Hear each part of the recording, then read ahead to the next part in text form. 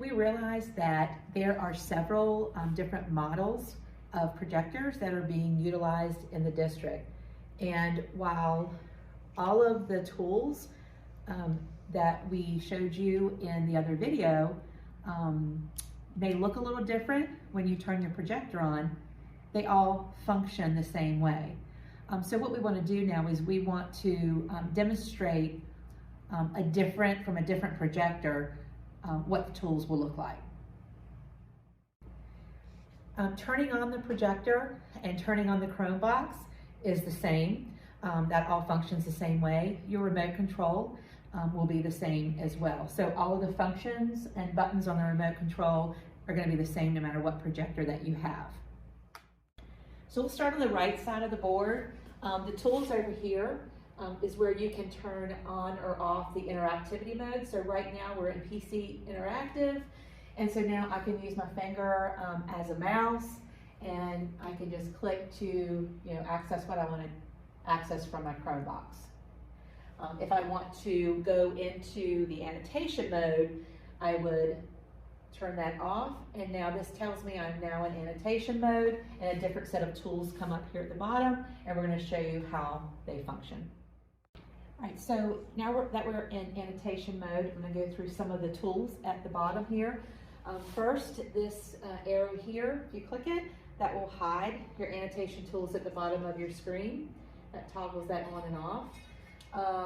This right here, when you touch it, it turns off your touch, so you won't, when that's off, you won't be interacting with the screen in case you want to do a demonstration, and you don't want to accidentally touch something and make it move. So you can turn the touch unit off and just touch it again to toggle that back on. Your writing tools down here are very similar to what we demonstrated in the other video.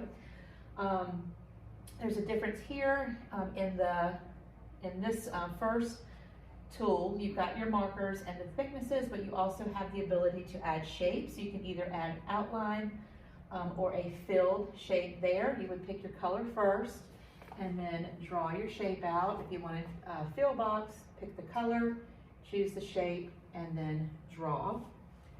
And here, this is the eraser, very similar to what we have with the other projector. You've got 3 different thicknesses for the eraser. And then this tool here is your select tool. So you can click on that. That allows you to click to select the shape. And then you've got a menu here where you can duplicate, copy, or delete that shape. You can resize. This button here will allow you to move, and this one will allow you to rotate.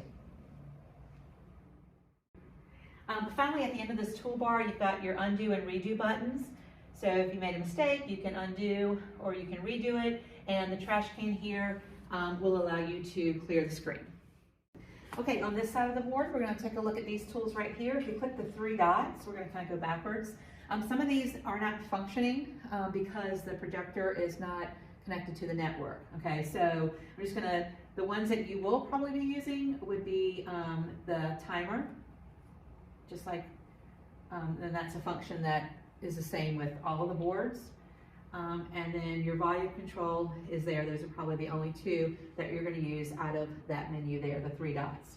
Okay.